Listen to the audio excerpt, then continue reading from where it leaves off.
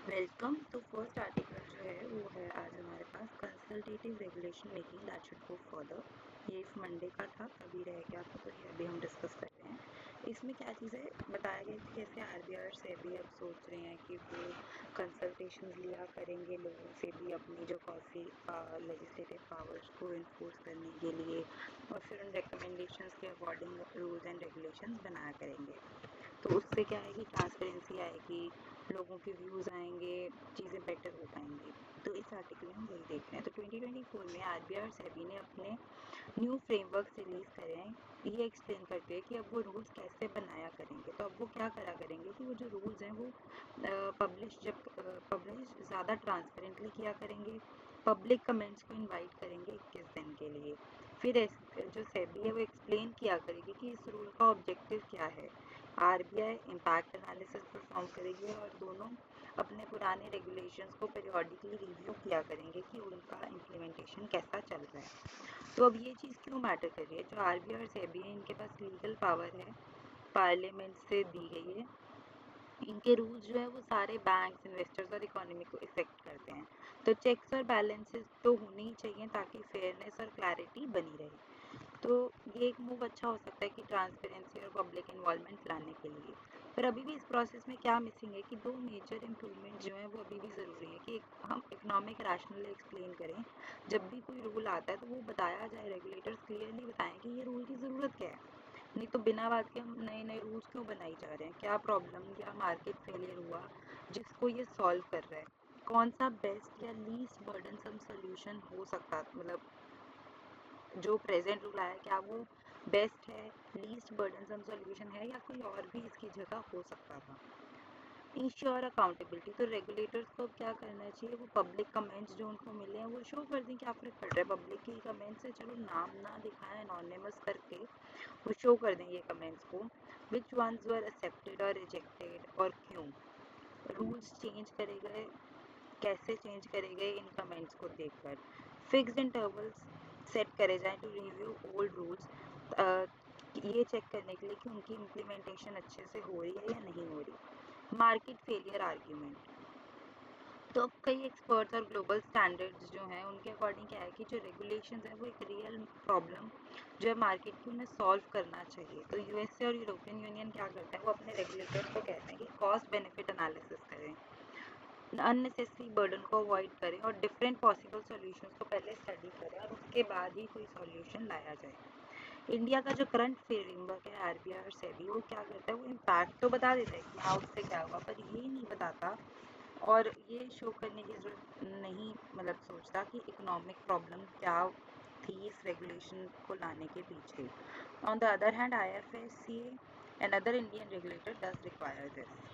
तो what regulator should do, क्या best practices रह सकती हैं कि वो आइडेंटिफाई करें कि मार्केट में क्या प्रॉब्लम है, प्रूव करें कि जो रूल वो ला रहे हैं उससे वो प्रॉब्लम सॉल्व होगी, बेनिफिट्स वर्सेस कॉस्ट का एनालिसिस किया जाए, एक प्लान बनाया जाए ताकि ट्रैक कर सकें और इवैल्यूएट कर सकें कि रूल एक्चुअल में वर्क कर रहा है।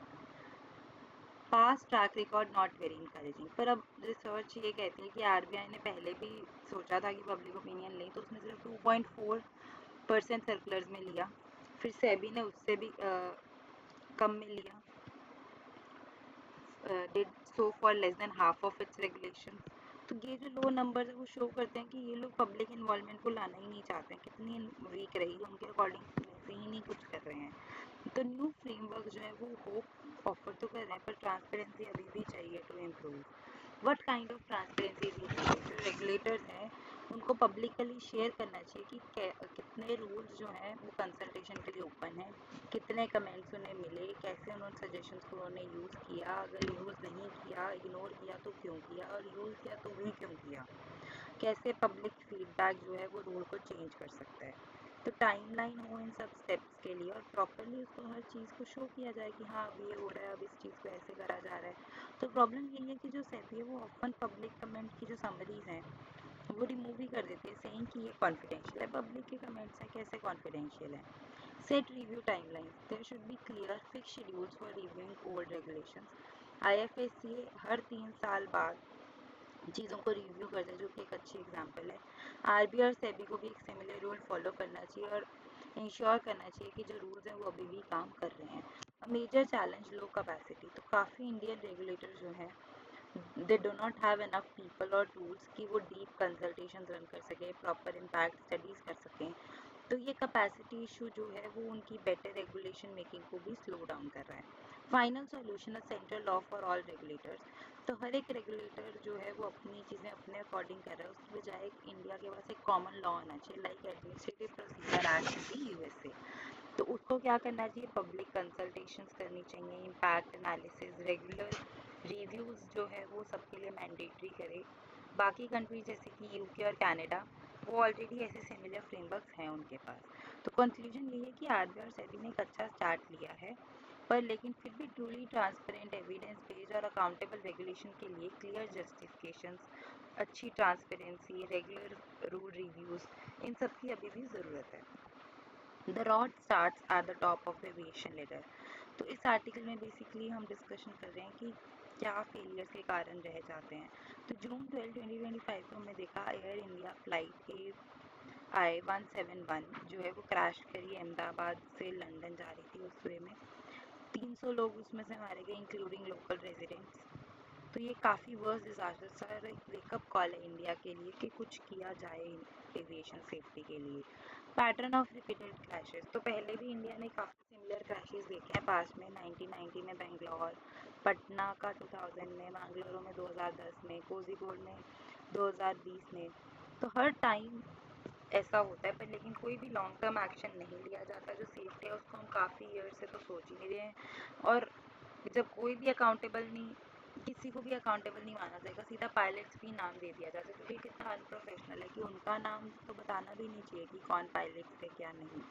तो real problem leadership and accountability, तो जो मिनिस्ट्री ऑफ सिविल एविएशन है, डीजीसीए है या एएआई है, ये एयरलाइंस है, वो सेफ्टी स्टैंडर्ड्स को खुद इग्नोर करती हैं। फिर पीपल जो टॉप पोजीशन में, वो ज़्यादातर ब्यूरोक्रेट्स होते हैं, एविएशन एक्सपर्ट्स होते ही नहीं है। फिर हर क्रैश के बाद सेम ऑफिशियल्स ही पावर में रहते हैं, तो वो क्यों ही कोई चेंजेस लाएंगे। या तो उन्हें डर होना कि उनकी जॉब जा सकती है, या एक्चुअल में वो एविएशन एक्सपर्ट्स हों तो वो कुछ कर भी पाए। सीधा पायलट्स पे बाद में बस नाम दे दो। Flawed investigations and lack of transparency, तो इन्वेस्टिगेटर्स जो है वो ऑफन मतलब इसलिए बनाए जाते हैं कि वो सिस्टम को प्रोटेक्ट करें, कि नहीं नहीं जी सिस्टम की तो कोई गलती नहीं है। सच को ढूंढना उनका काम नहीं है, उनका काम है कि सिस्टम कैसे हम क्लीन चिट दे सकें उसको। अब इस क्रैश में भी क्या हुआ, डीजीसीए ने पब्लिकली पायलट्स का नाम दे दिया, जिन्हों के और जिससे कि ये ग्लोबल स्टैंडर्ड्स जो है उनको वायलेट करता है। ग्लोबल स्टैंडर्ड्स में ये नहीं होता कि पायलट का नाम दिया जाए। बाकी कंट्रीज में ऐसा होता है कि पायलट्स का नाम इवन फाइनल रिपोर्ट्स में भी रिवील नहीं किया जाता। Shocking failure of the judiciary, 2010 Mangalore crash के बाद सुप्रीम कोर्ट ने काफ़ी सीरियस सेफ्टी वायलेशंस को लिस्ट किया था। Instead of acting, court sent the file back to MOCA, the same agency being accused। तो खुद एक्शन लेने की बजाय बताओ, जो एक्यूज थी मिनिस्ट्री, उसी को तुमने वापस से भेज दिया फाइल। तो इससे शो होता है कि कैसे जुडिशरी भी एविएशन सेफ्टी लाने में फेल हो रही है। Early clues from CCTV and social media, तो अभी तो जो इस क्रैश में सिर्फ सीसीटीवी फुटेज या आई विटनेस रिपोर्ट्स ही हैं जो सिर्फ अवेलेबल है। तो प्लेन का जो इनिशियल एक्सेलरेशन है वो तो नॉर्मल दिख रहा था, पर एक लाउड नॉइस सुनी गई 30 सेकंड्स के बाद। तो लाइकली है कि ये सब इंजन प्रॉब्लम्स हुई हों बिकॉज ऑफ बर्ड स्ट्राइक्स या फिर फॉरेन ऑब्जेक्ट डिटेक्शन, जैसे कि डेब्रिस कोई रनवे पे पड़ा हो, उससे व्हील्स जो है उस वो भी फट सकते हैं, या कुछ ऐसा हुआ हो सकता है, पंचर हो सकते हैं व्हील्स वगैरह।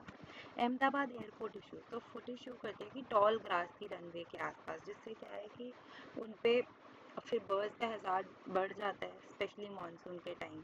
फिर airport was not properly prepared for the season. जो बर्ड इंजेक्शन है इंजन में, वो उससे हो सकता है कि थ्रस्ट लॉस हो गया और थ्रस्ट मिल ही ना रही हो, और जिससे कि क्रैश हो गया। Clue suggest possible aircraft stall, तो बेसिकली जो प्लेन का नोज है वो तो लिफ्ट करा, पर जो क्लाइंब थी वो काफ़ी ज़्यादा शैलो थी, जो साइन शो करता है कि इंजन को थ्रस्ट नहीं मिल रही थी। तो लैंडिंग गियर जो है वो नीचे को ही रहा, increasing drag and reducing the lift. Possibly crew भी फॉरवर्ड करके कि रिट्रैक्ट कैसे करें लैंडिंग गियर को due to sudden emergency. Was it a training flight, तो अब डीजीसीए ने सीधा कह दिया कि जो कैप्टन था वो लाइन ट्रेनिंग कैप्टन था। तो क्या ये ट्रेनिंग फ्लाइट थी जो लाइन ट्रेनिंग कैप्टन आपने उसमें भेज दिया? इसका मतलब जो को पायलट है वो भी हो सकता है कि अंडर ट्रेनिंग और पॉसिबली प्लेन उड़ा रहा, और इस इमरजेंसी के टाइम उसको भी ना समझ आया, और पार्शियल जब इंजन फेलियर हो गया उसके लिए बहुत ओवर रनिंग रह सकता है। Possible causes being investigated.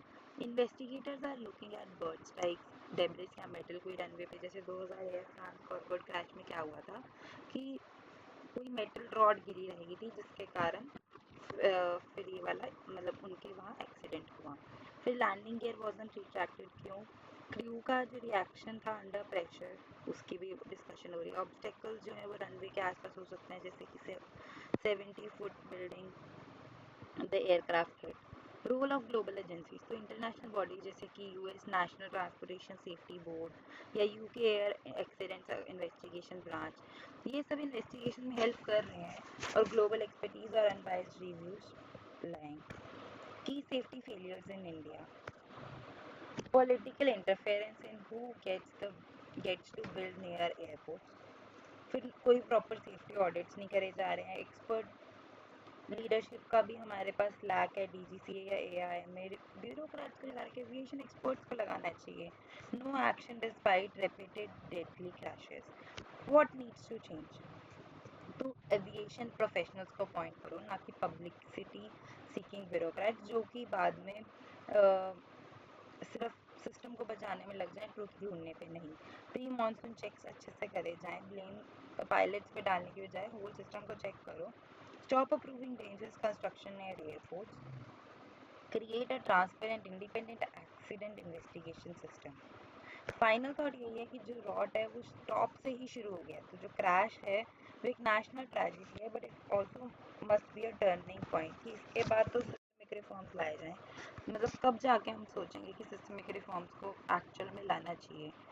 Even जो पाकिस्तान है वो भी एविएशन बॉडीज़ को अकाउंटेबल ठहराता है, तो इंडिया को भी ऐसा करना चाहिए। Thank you.